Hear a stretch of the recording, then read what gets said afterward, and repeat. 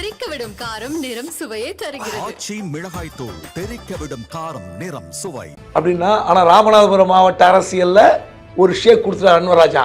இந்த மாதிரியான கேள்வி கேட்டுக்கொண்டு வெளியே போனால் கட்சிக்கு அசிங்கம். அதிமுகவை சீரழிப்பதற்கு தான் பிஜேபி அதிமுகவோடு சேர்கிறது. அன்வர் ராஜா வெளியே வந்ததுக்கு பின்னாடி திமுகவோட கேம் இருக்கு அப்படின்னு நீங்க நம்புறீங்க? இருக்கலாம்.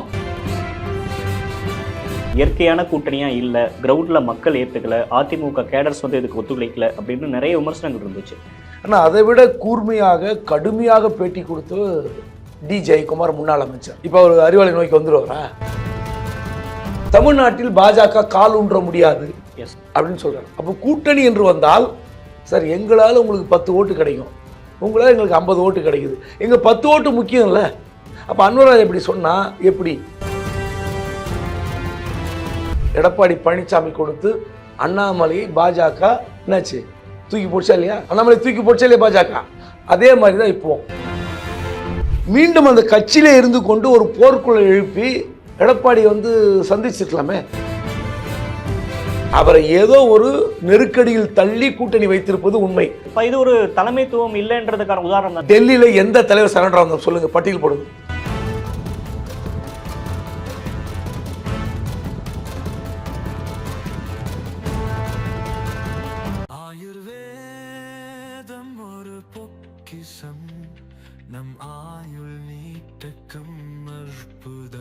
டாக்டர் ஸ்ரீவர்மாஸ். தி டிபேட் நேயர்களுக்கு வணக்கம். இன்றைய சிறப்பு நேர்காணலில் நம்மோடு இணைந்திருக்கிறார் மூத்த பத்திரிகையாளர் குபேந்திரன் அவர்கள். சார் வணக்கம். வணக்கம். அதிமுக பாஜக கூட்டணி அமைந்ததிலிருந்து அந்த கூட்டணி ஒரு இயற்கையான கூட்டணியா இல்ல, கிரவுண்ட்ல மக்கள் ஏத்துக்கல, அதிமுக கேடர்ஸ் வந்து இதுக்கு ஒத்துழைக்கல அப்படின்னு நிறைய விமர்சனங்கள் இருந்துச்சு. அதற்கான ஒரு முதல் படி அல்லது ஒரு உதாரணம் அப்படின்றத அன்வர் ராஜா விலகல் அப்படின்னு நம்ம புரிஞ்சுக்கலாமா? அந்த கூட்டணியை வந்து யார் விரும்பல அப்படின்றது அதிமுகவில் பார்க்கணும். முதலிருந்து எடப்பாடி அவர்கள் நாடாளுமன்ற தேர்தலுக்கு முன்பு அந்த கூட்டணியிலிருந்து விலகி வந்த பிறகு யாரெல்லாம் கடுமையாக பேட்டி கொடுத்தாங்க? அன்வர் ராஜா அதில் முக்கியமானவர், எங்களுக்கே கொடுத்தாரு, டிபேட்டுக்கே கொடுத்தாரு. ஆனால் அதை விட கூர்மையாக கடுமையாக பேட்டி கொடுத்து டி ஜெயக்குமார் முன்னாள் அமைச்சர் இப்போ அவர் அறிவாளை நோக்கி வந்துடுவாரா? அவர் ஏன் சார் இழுக்கிறீங்க? அதில் சொல்கிறேன், பேச்சுக்கு சொல்கிறேன். இப்போ நீங்கள் சொன்னீங்களே, இப்போது எதிர்கட்சியில் வந்து அந்த கூட்டணி சரியாக இருக்கக்கூடாது, அந்த கூட்டணியில் குழப்பம் வர வேண்டும் என்று ஆளுங்கட்சியும் குழப்பம் விளைவிக்கலாம்ல. ஸோ அன்வர் ராஜா வந்து ஆளுங்கட்சி கையில் எடுத்திருக்கிறா இல்லையான்னு நமக்கு தெரியாது, போக போக தெரியும். இப்போ என்னென்னா அன்வர் ராஜா ஒரு திராவிட பற்றாளர் அப்படின்னு சொல்லிக்கிறாரு. உண்மையிலே அதிமுகவில் வந்து ஓரளவு ஒரு ப்ரெசன்டேஷன் பேட்டி விவகாரத்திலும் சரி, அமைச்சராக இருந்தபோதும் சரி, அன்வர் ராஜாவுடைய பேச்சு கொஞ்சம் சரியாக இருக்கும். மக்கள்கிட்ட போய் சேரக்கூடிய கருத்துக்களை ஒரு வலிமையாக சொல்லக்கூடியவர் அன்வர் ராஜா, நான் மறுக்க மாட்டேன். ஏன்னா பல விவாதங்களில் அவர் அமர்ந்திருந்த விவாதங்கள் நானும் பங்கேற்றிருக்கிறேன் சொல்வார். இப்போ வந்து நிருபர்கள் கேள்வி கேட்குறாங்க, இதே மாதிரி பாஜக வந்து ஜெயலலிதா அவர்கள் கூட்டணி வைத்த போது நீங்கள் என்ன பண்ணீங்க, உங்கள் குரலை உயர்த்தினீங்களான்னு கேட்கும்போது இல்லை, ஜெயலலிதா அவர்கள் வந்து கூட்டணி வைத்த போது அந்த கூட்டணியை உதறிவிட்டு ஆட்சியை கலைத்து விட்டே வந்து தைரியமாக நின்றார். அப்படிப்பட்ட ஒரு வலிமையான தலைவர் எடப்பாடி பழனிசாமி இருப்பாரான்ற மாதிரி கேள்வி கேட்குறார். நான் என்ன கேட்குறேன், 2021 பாஜக கூட்டணி வைத்தார், அப்போ வந்து வெளியே வந்தாரா? வெளியே வரல. அப்போ இருந்தார், அந்த கூட்டணியில் போட்டிட்டு தோல்வி அடைஞ்சார் நினைக்கிறேன். ரைட்டு, இருந்தார், தோல்வி அடைந்தார். அதன் பிறகு நாடாளுமன்ற தேர்தலுக்கு முன்பாக எடப்பாடி பழனிசாமி அந்த கூட்டிலிருந்து வெளியே வந்தார். அதன் பிறகு பல்வேறு பேட்டிகளில் அன்வர் ராஜா சொன்ன கருத்துக்களை நான் உடன்படுறேன். ஆனால் இன்றைக்கு தேவைன்னு ஒன்று இருக்குல்ல, தேர்தல் நேரத்தில் தேவை இருக்கு. நான் கூட பாஜக விமர்சிக்கிறேன், இல்லைன்னு சொல்ல. தமிழ்நாட்டில் ஆகாத கட்சி பாஜக, நான் விமர்சிப்பதில் பின்வாங்கல. ஆனால் அதிமுகவுக்கு ஒரு கூட்டணி தேவைப்படுகிறது. அந்த கூட்டணியில் ஒரு சிக்கல் என்னென்னா, இப்போது சில நாட்களுக்கு முன்பு தமிழ் இந்தியில் பேட்டி கொடுத்தார் அன்வர் ராஜா. தமிழ்நாட்டில் பாஜக கால் ஊன்ற முடியாது அப்படின்னு சொல்றாரு. அப்போ கூட்டணி என்று வந்தால் நாங்களும் ஜெயிக்கணும், நீங்களும் ஜெயிக்கணும். அந்த அக்ரிமெண்ட் தான் வந்து ஒரு கூட்டணிக்கு சக்சஸ் ரேட். அது ஆமாம், அதுதான் பேஸ். நீங்கள் அதில் வந்து எடப்பாடி தான் முதலமைச்சர் அப்படின்னு சொல்லிட்டாரு. ஆனால் தமிழ்நாட்டில் பாஜக கால் ஊன்ற முடியாது என்று அந்த வாதத்தை வைத்தால் பாஜக எப்படி அழுத்தம் கொடுக்கும்? சார் எங்களால் உங்களுக்கு 10 ஓட்டு கிடைக்கும், உங்களால் எங்களுக்கு 50 ஓட்டு கிடைக்குது, எங்கள் 10 ஓட்டு முக்கியம் இல்லை. அப்போ அன்வராஜ் எப்படி சொன்னால் எப்படி? அதே மாதிரி ஒரு அழுத்தத்தை எடப்பாடி பழனிசாமி கொடுத்து அண்ணாமலையை பாஜக என்னாச்சு தூக்கி போடுச்சா இல்லையா? அண்ணாமலை தூக்கி போச்சே இல்லையா பாஜக, அதே மாதிரி தான் இப்போ. ஸோ இது வந்து எப்படின்னா, இந்த மாதிரி ஒரு கூட்டணி குழப்பத்தால் சில பேர் வெளியே போகலாம், இன்னும் யார் யார் வெளியே போவாங்க நமக்கு தெரியாது, திமுக பயன்படுத்தலாம். அதனால அது அன்வர் ராஜா வெளியே வந்ததுக்கு பின்னாடி திமுகவோட கேம் இருக்கு அப்படின்னு நீங்க நம்புறீங்க? இருக்கலாம், நான் நிச்சயமா நம்புறேன். ஏன்னா அவர் பேட்டி கொடுத்த விளைவு, அதன் பிறகு வந்து எடப்பாடி அவர் கன்சிடர் பண்ணலன்ற ஒரு விஷயம் உள்ளூர் திமுக தெரிந்திருக்கும். ராமநாதபுரம் மாவட்டத்தில் அவர் பேட்டி கொடுத்த பிறகு எடப்பாடி அவரை சீண்டலை அல்லது அடுத்த கட்ட பயணத்துக்கு தயாராகும் போது அவரை கூப்பிடல இல்லை கூப்பிட்டு பேசலன்ற ஒரு வார்த்தை வந்திருந்தால் திமுக பயன்படுத்தியிருப்ப. எம்ஜிஆர் காலத்துல இருந்து அரசியல்ல இருக்கிற ஒரு அன்வர் ராஜா, கட்சியோட கொள்கை என்ன, அதிமுக தமிழ்நாட்டுக்கு என்னென்னலாம் பண்ணுச்சு, என்ன பண்ணணும் அப்படின்னு அவருக்கு ஒரு புரிதல் இருக்கும். அப்படியேப்பட்டவர் வெளிப்படையா சொல்றாரு, அதிமுக வந்து பாஜக கையில் முழுவதும் போயிருச்சு. பல மாநிலங்கள் உதாரணங்கள் சொல்றாரு. உத்தவ் தாக்கரேக்கு என்ன நடந்துச்சு, குமாரசாமிக்கு என்ன நடந்துச்சு, மம்தா பானர்ஜி எவ்வளவு ஸ்ட்ராங்கா பாஜக எதிர்க்கிறாங்க, அவங்களுக்கு என்ன நடந்துச்சு அப்படின்னு நிறைய விஷயங்கள் குறிப்பிட்டு பேசுறப்ப இவர் ஒரு அக்கறையாதான கட்சியில இருக்காரு. அவருக்கு ஒரு கேர் இருக்குல்ல அதிமுக மேல, அதை வந்து எடப்பாடி பழனிசாமி கன்சிடரே பண்ணலையா?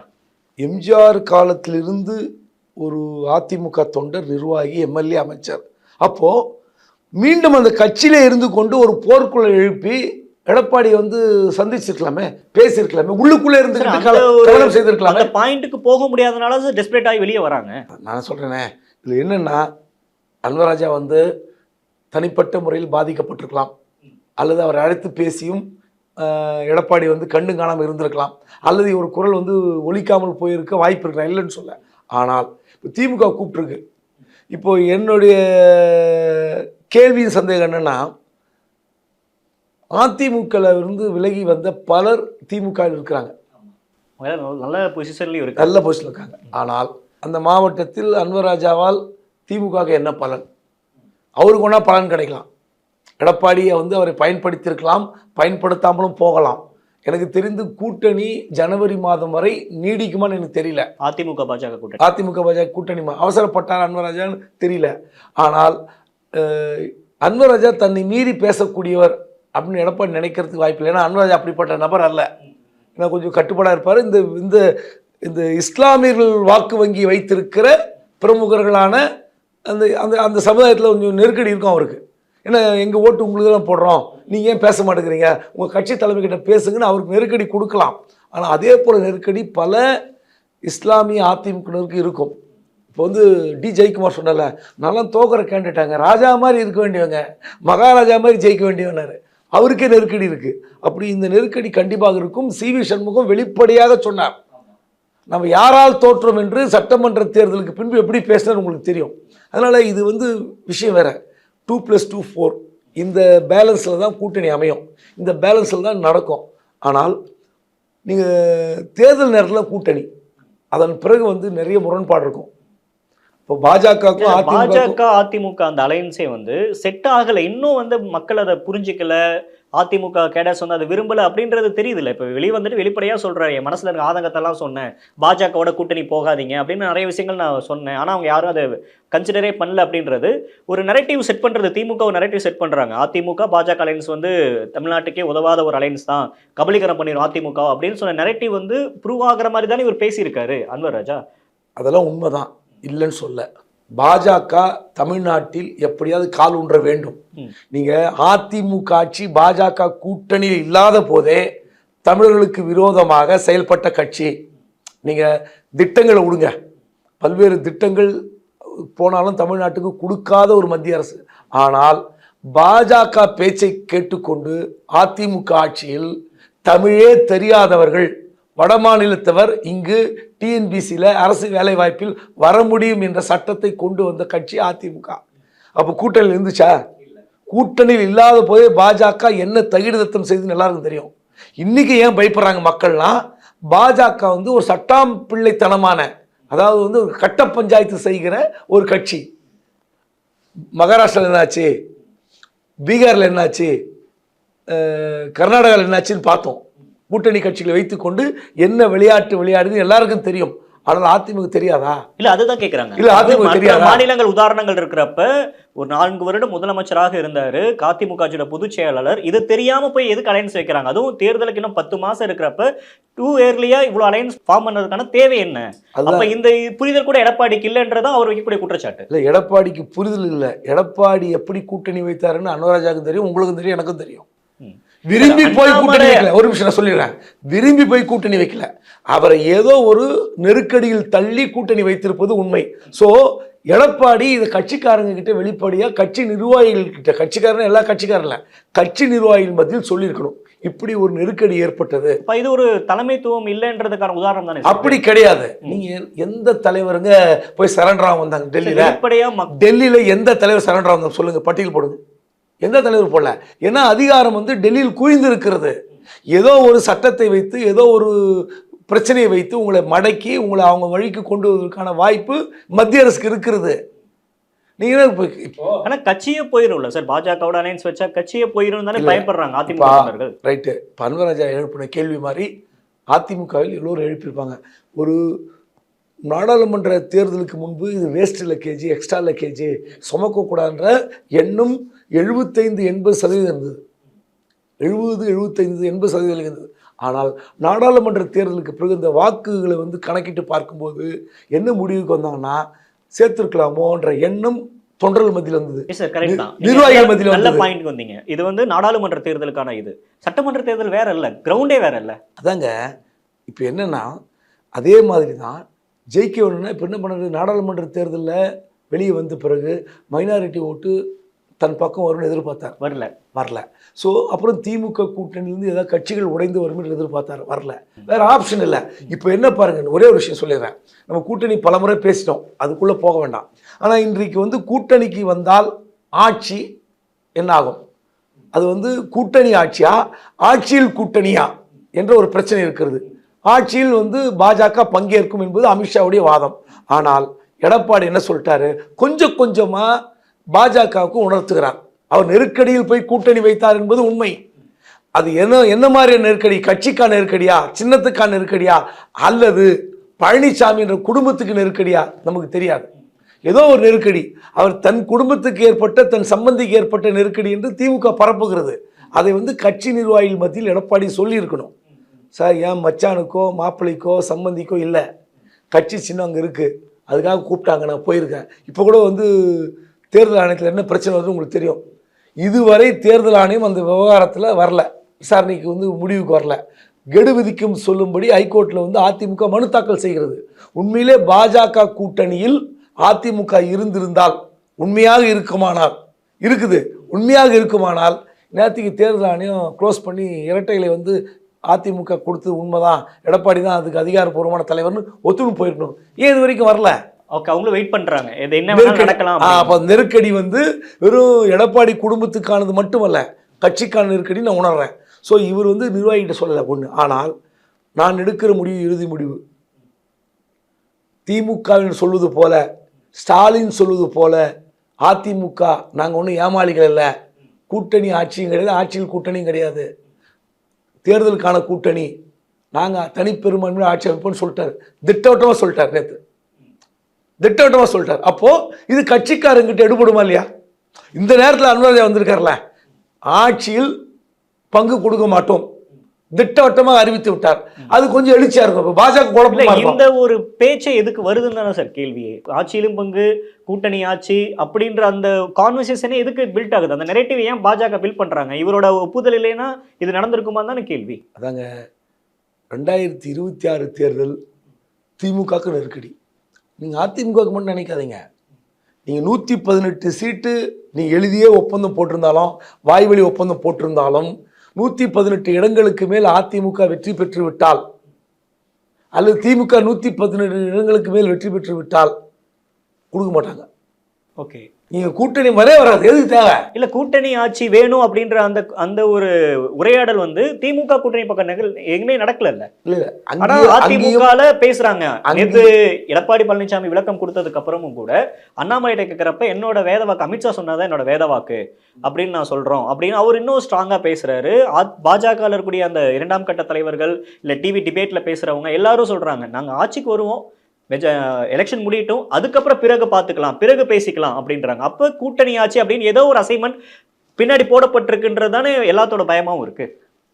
அதாவது இந்த அண்ணாமலை பேச்செல்லாம் வந்து எப்படி எடுத்துக்கிறதுன்னு தெரில. அவர் ஏதோ அலைப்பாயுத படம் மாதவன் மாதிரி பேசிட்டு இருக்கிறார். இந்த ரயிலில் ஒரு காட்சி இருக்கும், பிரமாதமான காட்சி. நீ அழகா இருக்கீங்கன்னு நினைக்கிறேன். நான் அழகா இருக்கீங்கன்னு நினைக்கல, நம்ம மேலே ஆசைப்படல, நம்ம 2 பேரும் காதலில் விழுந்துரும்னு நினைக்கல, அதெல்லாம் நடந்துருமோன்னு நினைக்கிறேன். இப்படியெல்லாம் அதாவது அந்த கூட்டணி அமைவதற்கான பேச்சுவார்த்தையில் நான் இல்லை. அந்த பேச்சுவார்த்தை முடிந்த பிறகு இந்த கூட்டணி எப்படி பயணிக்க வேண்டும் என்று நான் கருத்து சொல்லவில்லை. ஏங்க இதெல்லாம் அங்கே பேச்சு. கட்சி ஒரு முடிவு எடுத்தது, தலைமை முடிவு எடுத்து விட்டது, அதிமுக பேச்சு முடிவு எடுத்து விட்டது. அதன் பிறகு கட்சி வந்து கூட்டணி வலிமைப்படுத்த வேண்டிய இடத்தில் இருக்க வேண்டிய அண்ணாமலை அந்த கூட்டணி உருவான கதைக்கு ஏன் போறீங்க? அது கூட்டணி எப்படி உருவாச்சு? உன்னை விட 10 மடங்கு பெரிய ஆளு அமித்ஷா. அவர் வந்து ஓடி வந்து பேச்சுவார்த்தை நடத்தி முடித்து கூட்டணி அறிவிக்கிறாரு. அந்த கூட்டணி உருவாக்கத்தில் நான் இல்லை, பேச்சுவார்த்தையில் நான் இல்லை, நான் ஆசைப்படவில்லை, நான் விரும்பவில்லை. உங்களை எல்லாம் கூப்பிட்டு கேட்டாங்களா? நீங்கள் வந்து இந்த கூட்டணி வரவே கூடாதுன்னு தெளிவாக இருக்கிற ஒரு நபர் அண்ணாமலை மட்டும்தான். இப்போ அண்ணாமலை சொன்னதை நம்ம ஸ்கிப் பண்ணிடுவோம் சார், அண்ணாமலை பேச பொருளை எடுத்துக்க வேணாம். ஆனா அமித்ஷா 3 பேட்டி கொடுத்திருக்காரு. அதிமுகல இருந்து முதல்வர் வேட்பாளர் அப்படின்னு தான் சொல்றாரு, எடப்பாடி பழனிசாமியோட பேரை சொல்ல. இதெல்லாம் சொல்லி பாக்குறப்ப கொஞ்சம் கொஞ்சமா அதிமுகவோட அந்த பவர் அப்படின்றது இல்ல, பாஜக தான் அதை லீட் பண்றாங்க அப்படின்றது தானே எல்லாருக்கும் பாக்குறப்ப அப்படிதானே தெரியுது. நான் ஒரு உதாரணத்தோட சொல்லட்டுமா? அப்பதான் மக்களுக்கு புரியும். எப்படின்னா, நேற்று முதலமைச்சர் ஸ்டாலினை நாம் தமிழர் கட்சியின் தலைவர் சீமான் சந்திக்கிறார். அவர் வீட்டில் ஒரு துக்க நிகழ்வு, அந்த துக்க நிகழ்வுக்கு போய் விசாரித்துட்டு வருகிறார். வெளியே பேட்டி தரார். நம்ம மக்கள் பத்திரிகையாளர்களாக இருந்தால் எப்படி கேட்டிருக்கணும், அமித்ஷா அந்த பேட்டியில் அதிமுக ஒரு வாரம் சொன்னீங்களே, அந்த இடத்த கனெக்ட் பண்ணுறேன். விஷயம் என்னன்னா, வெளியே வந்து பேட்டி தரார் சீமான். உடனே காமராஜர் இறந்தபோது அண்ணா துக்கம் தாழாமல் அழுதார். ஒரு நிருபராவது, அங்கே இருக்கிற ஒரு நிருபராவது மைக்கை நீட்டிய, நான் யாரையும் இதுவாக சொல்ல, நீங்கள் எந்த இடத்துல இருக்கிறீங்கன்னு பத்திரிகையாளர்கள் நம்ம வந்து யோசிக்கணும். சார், அண்ணா மறைஞ்சது, அண்ணா இருந்த ஆண்டு எந்த வருடம் சார்? காமராஜர் இருந்த ஆண்டு எந்த வருடம் சார் அப்படின்னு ஒரு நிருபர் கேட்டிருந்தால் இப்போ அந்த காணொலியில் அதையும் சேர்த்து வந்திருக்கும். கரெக்ட். என்ன கொஸ்டினே த்ரோ பண்ணல. அப்போ நீங்க ஒரு பேட்டினா எது முழுமையா இருக்கணும்? அந்த பேட்டி வந்து அமித்ஷா வந்து பத்திரிகையாளர்கள் அழைத்து, இல்லை அந்த பத்திரிகை தலைமை ஆசிரியர் அழைத்து, நிருபரை அழைத்து கொடுத்த பேட்டி அல்ல. கேள்வி எழுதி அனுப்பப்படுகிறது, பதில் எழுதி அனுப்பப்படுகிறது. அது வந்து அவர் டிக்டேட் பண்ணுவார்.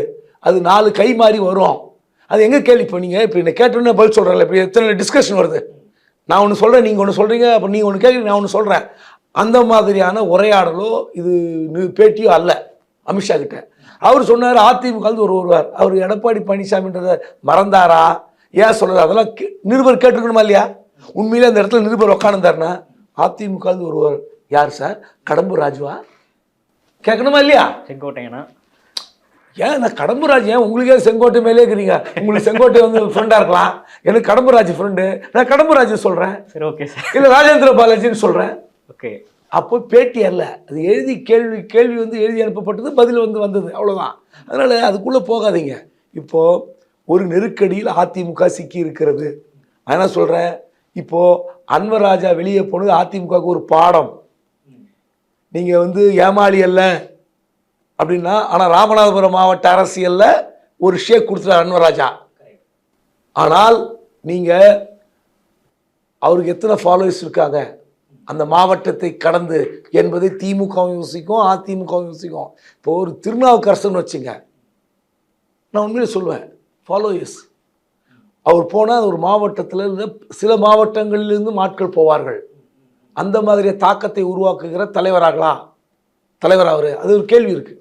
ஸோ இப்போ ஆனால் ஒரு பாடம், அதிமுகவுக்கு ஒரு பாடம் என்னன்னா, இந்த மாதிரியான கேள்வி கேட்டுக்கொண்டு வெளியே போனால் கட்சிக்கு அசிங்கம். நீங்கள் இன்றைக்கி அன்வராஜை விமர்சிக்கலாம், ஆனால் பாஜக எங்களுடன் ஆட்சி அமைக்கும் போது அமைச்சரவையில் பங்கேற்க மாட்டார்கள், திட்டவட்டமாக ஓங்கி சொல்லிக்கொண்டே இருக்க வேண்டும் எடப்பாடி. அமித்ஷா அடுத்த முறை அமித்ஷா வந்தால் அது எப்படி சொல்ல போறாருன்னு தெரியல. இல்லை சார், இப்போ மக்களை காப்போம் தமிழகத்தை மீட்போம் அப்படின்னு தமிழ்நாடு முழுவதும் சுற்றுப்பயணம் போறாரு. அங்கே போய் திமுக என்ன திட்டங்கள் செய்யல, திமுக டிஃபைம் பண்ணுறது தானே அவருடைய முதல் நோக்கமாக இருக்கணும். ஆனால் அங்கே அதை பண்ணாமல் நாங்கள் பாஜகவோட ஏன் கூட்டணி வச்சோம் தெரியுமா, ஓட்டு சிதறாமல் இருக்கிறதுக்காக கூட்டணி வச்சோம் அப்படின்ற அந்த ஒரு விளக்கம் கொடுக்கறது எடப்பாடி பழனிசாமி அங்கே அந்த இடத்துலயே நிற்கிறாரு. இல்லை எடப்பாடி பழனிசாமி நிறைய பேசுனார். நம்ம ஒன்று மட்டும் நீங்கள் கேள்வி கேட்குறீங்க, ஆனால் அதை தாண்டி பலர் பேசினார், பல விஷயங்கள் பேசுகிறார். குறிப்பாக அவர் பேசுகிற விஷயம் சாமானியனுக்கு போய் சேருகிறதா, அதுதான் முக்கியம். சேருகிறதா? சேருது, ஒன்றும் கிடையாது. எந்த திட்டமாக இருந்தாலும் சரி அல்லது எந்த விமர்சனமாக இருந்தாலும் சரி ஒரு கட்டத்துக்கு தான், அந்த கட்டத்துக்கு மேலே எடுபடாது. இப்போ நீங்கள் போய் வீடு வீடாக ஓரணியில் தமிழ்நாடு கொடுக்குறீங்களா, 1000 ரூபாய் கொடுத்தோம் 1000 ரூபாய் கொடுத்தோம் 1000 ரூபாய் கொடுத்தோன்னு. முதல் 5 நாள் கட்சிக்காரங்க வீடு, அடுத்த 5 நாள் கட்சி அபிமானிகள் வீடு, அடுத்த 5 நாள் நமக்கு ஃபேவரிட்டான வீடு. இப்போ போகிறாங்கல்ல 1000 ரூபா கொடுத்தோம், சும்மா அத்தியா சொல்லாதீங்க, எங்கள் பஸ் பயணம் சும்மா அத்தியா சொல்லாதீங்க. ஸோ இப்போ என்ன ஆச்சு, ஒரு திட்டம் அனுபவித்து கொண்டிருக்கும் போதே அந்த திட்டம் பழையதாகி விடுகிறது. பூசா சொல்லுங்க, பூசா என்ன செய்ய போறீங்க? அதே மாதிரி தான் எடப்பாடி காலில் விழுந்து வந்தார், தவழ்ந்து வந்தார். அவர் என்ன சொன்னார், ஒரு வார்த்தை சொன்னார், நான் எப்படி வந்தேன், தவழ்ந்து வந்தேனா பறந்து வந்தேனா, வந்துட்டேன்ல, அதை ஏன் பேசினுக்கிறீங்கன்னு கேட்டார். அது மக்கள் மத்தியில் நிற்குது. அதாவது சும்மா அத்தியா சொல்ல முடியாது. நான் காலில் விழுந்தா வந்தார், அது சொல்கிறார்ல, உங்கள் அப்பா மாதிரி திமுக தலைவர் எங்கள் அப்பா இல்லை, ஒரு கட்சி தலைவராக இல்லை, நீ கட்சி தலைவர் பையன், நான் அப்படி அல்ல, ஒரு கிளை செயலாளர். நான் அங்கிருந்து புறப்பட்டு அப்புறம் மாவட்ட கழக உறுப்பினர், எம்எல்ஏ, எம்பி, படிப்படி அமைச்சர், இன்றைக்கி முதலமைச்சர். ஸோ அது சாமானியன் மக்கள் மத்தியில் உழுமல்லையா? நீங்கள் கலைஞருடைய மகன் ஸ்டாலின், அந்த அடிப்படையில் கேள்வி கேட்கும்போது இந்த பதில் வந்து சுவாரஸ்யமாக இருக்கிறது, புரியுதுங்களா? அதனால் சாமானிய மக்கள்கிட்ட என்ன போய் சேருது? நீங்கள் பாஜகவோட கூட்டணி வைத்தார்களா இல்லையா, அவர் கேட்ட கேள்வி. நீங்கள் வச்சிங்களா கூட்டணி? நானும் வச்சேன். நீங்கள் 5 வருஷம் அங்கே அமைச்சராக இருந்தீங்களே கூட்டணி வச்சுக்கிட்டு, அது மக்கள் மத்தியில் நிற்கும்ல. நீங்கள் உள்ளே போய் டெக்னிக்கலாக நம்ம தாங்க டேட்டு சித்தாந்தம் ஒரு எத்தனை அமைச்சர்கள் இருந்தாங்க, பலன் அளித்தார்கள், நம்ம தான் உட்காந்து பேசிகிட்டு இருப்போம். மக்கள் அப்படிலாம் கிடையாது. தேர்தல் நேரத்தில் ஜனவரி மாதம் என்ன பிரச்சனை வரும், அந்த பிரச்சனைகள் பின்னாடி எப்படி வந்து எதிரொலிக்கும், அதுதான் போய் நிற்க போகுது. பேட்டியோட எண்டுக்கு வந்துடுறேன் சார். அதிமுக பாஜக கூட்டணி நீடிக்குமா உடையுமா? சொல்ல முடியாது, தெரியாது. அது எடப்பாடி கையில் இருக்கிறதா, இல்லை அமித்ஷா கையில் இருக்குது. அண்ணாமலை போன்ற ஒரு விஷம கருத்துக்களை தினந்தோறும் சொல்லி கொண்டிருக்கிற நபர்கள் கையில் இருக்கிறது. என்ன சொன்னாலும் இந்த கூட்டணி உடைய வேண்டும். எடப்பாடி பழனிசாமி முதலமைச்சர் ஆகக்கூடாது, அதிமுக ஆட்சி அமைக்கக்கூடாது என்பதில் அக்கறையாக இருப்பவர் அண்ணாமலை, ஸ்டாலினை விட. அவர் அமைச்சராகி முதலமைச்சராகிவிட்டால், அதிமுக ஆட்சி அமைந்து விட்டால் அண்ணாமலை அரசியல் அதோகதி. அவர் எங்கே போய் அரசியல் பண்ணுவார்? கர்நாடகா போகணும், போவாரா? போக மாட்டார். திமுக அரசியல் பண்ண முடியாது. அதிமுக ஆட்சிக்கு வந்தால் அண்ணாமலை அரசியல் என்ன ஆகும்? இது அன்வர் ராஜாவோட நின்றுமா சார்? அதிமுக இருந்து திமுக வந்தது இல்லை தொடருமா? அதையும் நம்ம சொல்ல முடியாது. இப்போ அதான் சொல்லணும், ஏன்னா நிறைய பேர் அதிருப்தியில் இருந்தாங்க. நீங்களும் ஜெயக்குமார் முதற்கொண்டு சிவி சண்முகம் நிறைய பேர் 2ஆம் கட்ட தலைவர்கள் எல்லாருமே ஒரு அப்செட்ல இருக்காங்க, இன்னும் இருந்துகிட்டே இருக்கிறாங்க. இவங்கெல்லாம் அடுத்து தங்களுடைய ஆதங்கத்தை வெளிப்படுத்துவாங்க. ஏன்னா அன்வர் ராஜா ஒரு கேட் ஓப்பன் பண்ணியிருக்காருல்ல, திமுக அப்படின்னு ஒரு கேட் ஓப்பன் பண்ணியிருக்காங்கல்ல, இது வந்து மற்றவங்க யோசிப்பாங்களான்னு நான் கேட்குறேன். இந்த இடத்துல தான் எடப்பாடி பழனிசாமி தன்னுடைய நிர்வாகிகளை அழைத்து பேச வேண்டிய கட்டாயத்தில் இருக்கிறார். சொல்லுவார், ஏதாவது ஸ்கீம் சொல்லுவார், கொஞ்சம் வெயிட் பண்ணுங்கன்னு. ஒரு பிரதானமான கட்சி அதிமுக நோக்கி வருகிறதுன்னு சொன்னாரா இல்லையா? பிரம்மாண்ட கட்சி, ஒரு பிரதானமான பிரம்மாண்டமான ஏதோ ஒன்று பிரம்மாண்ட கட்சி, யாருன்னு நமக்கு தெரியாது. அது விஜயாக இருக்கலாம், அல்லது திமுக கூட்டணியிலிருந்து உடைப்பதற்கு ஏதாவது வழிவகுத்திருக்கலாம். அப்படி இல்லைன்ட்டாங்க சார். காங்கிரஸ் சொல்ல முடியாதுங்க, கம்யூனிஸ்ட் எல்லாம் வெளிப்படையாவே போட்டு உடைச்சிட்டாங்க. யாரு சொல்லவே முடியாது. நீங்கள் அது கடைசி நேரத்தில் என்ன கலனம் நடக்கும்? இப்போது இந்த காமராஜர் விவகாரத்தை எடுத்துங்களேன், செய்தி உண்மையான செய்தி, கரெக்ட். திருச்சி சிவா பேசி உண்மை. இன்னைக்கு ஒன்றும் கிடையாது. தமிழர் மணியன் தினமலர் ஒரு கட்டுரை எழுதியிருக்கார். ஓகே, அந்த கட்டுரை படிங்க. செய்தி 100க்கு 100 உண்மை. ஆனால் என்ன நடக்குது, என்ன பேசுகிறாங்க? திமுக காங்கிரஸ்ல என்ன திமுக ஜெயிச்சிருமான்ற அளவுக்கு பேசுகிறாங்க. இப்போது உண்மையான செய்தி, ஆனால் சமூக வலைதளத்தில் வருகின்ற ஒரு போலி செய்திகளை நம்பி அரசியல் நடத்துகிற இயக்கங்களாக இன்று எல்லா கட்சிகளும் மாறி போய்கின்றன. குறைந்தபட்சம் ஆதாரம் இருக்கிறது. நான் கேட்குறேன் ஒரே ஒரு வார்த்தை, நான் திருச்சி சிவா அந்த பேச்சை தவிர்த்திருக்க வேண்டும் என்பதில் எனக்கு மாற்று கருத்து இல்லை. உண்மையிலே பேசியிருக்க வேண்டியது இல்லை. காமராஜர் உண்மையிலே ஒரு ஏழை மக்களின் ஒரு பிரதிநிதியாக பார்க்கப்பட்டவர், தவறே கிடையாது. ஆனால் இன்று திருச்சி வேலுசாமியால், கரூர் ஜோதிமணியால் காமராஜரை பற்றி இல்லாதும் பொல்லாதும் சமூக வலைதளத்தில் வருவதற்கு யார் காரணம்? காங்கிரஸ்காரர்கள் தான் காரணம். அதை யோசிக்கணுமா இல்லையா? இந்த செய்தி உண்மை, ஆனால் அந்த செய்தி சொல்லிட்டு திரும்ப திரும்ப நீங்கள் சொல்கிறீங்க. நான் கேட்குறேன், திருச்சி சிவாவை கொடும்பாவை சேலத்தில் கொளுத்துனீங்களே, அதே மாதிரி கலைஞர் கருணாநிதி அவர்கள் 84 85 ஒரு கல்யாண வீட்டில் பேசின ஆடியோ வருது. கலைஞர் கொடும்பாவை கொளுத்துவீங்களா? அதே ஆடியோ இருக்குது, வீடியோ இருக்குது, இங்கே பதிவு இருக்குங்க, வாட்ஸ்அப்பில் இருக்குது, வந்து கொண்டு இருக்கு, வளம் வந்துருக்கு, கொளுத்துவீங்களா? அப்போது இந்த பிரச்சனையுடைய தாத்பரியத்தை யார் புரிஞ்சுக்கல? வரலாறுனா என்ன, உண்மையிலே செய்தி உண்மையா? அவசரப்படுறது. இந்த நிமிஷம் வந்தால் பிரேக்கிங் வந்தால் உடனே அடுத்த நிமிஷம் ஒரு எதிர்வினை ஆற்ற வேண்டியது. என்ன உண்மை? கிராஸ் வெரிஃபிகேஷன் பண்ணணும். ஆமாம். இல்லை கூட்டணி உடையும் அப்படின்னு ஏதோ அது நீங்கள் பார்க்குறீங்களா? சொல்ல முடியாது. உடையலாம், உடையாமலும் போகலாம். பாஜக விடுமா? இப்படி ஒரு நெருக்கடி கொடுத்து கூட்டணி அமைத்த பாஜக தமிழ்நாட்டில், அது மோடி 3வது முறை ஆட்சிக்கு வந்த பிறகு அமித்ஷாவுக்கும் மோடிக்கும் ஒரு அஜெண்டா இருக்கும். ஆர்எஸ்எஸ்ன்னு சொல்லுவோம், நீங்கள் வந்து கொஞ்சம் டவுன் ஆகிட்டீங்க, நார்த்லேயே டவுன் ஆகிட்டீங்க, தமிழ்நாட்டில் சொல்லணுமா, வெளியே போங்கன்ற மாதிரி சொல்லிட்டு இருக்காங்க. 75 வயசாவது வெளியே போங்கன்னு. ஆனால் நாங்கள் பாருங்கள், இந்த வருகிற சட்டமன்ற தேர்தலில் நாங்கள் என்ன சாதனை பண்ணோம். 26 பாருங்கள், தமிழ்நாட்டில் கால் பதிக்கவே முடியாது என்று சொல்லப்பட்ட தமிழ்நாட்டில் நாங்கள் கால் பதிக்கணும்னு ஒரு சவால் விடலாம். ஸோ அதுக்கு பாஜக அதிமுக விடுமா? அதிமுக வந்து ஒரு நல்ல கூட்டணி வந்தால் பாஜக உதவுவதற்கு வாய்ப்பு இருக்கிறது. ஆனால் அந்த மாதிரி அமைப்பு இருக்கா இல்லைன்னு நமக்கு தெரியாதுல்ல. டிசம்பர் ஜனவரியில் தான் உண்மையான நிலைமை நமக்கு தெரியும். என்ன நடக்குதுன்றத பொறுத்து பார்க்கலாம் சார். உங்கள் கருத்துக்கு நேரத்துக்கு நன்றி. நன்றி.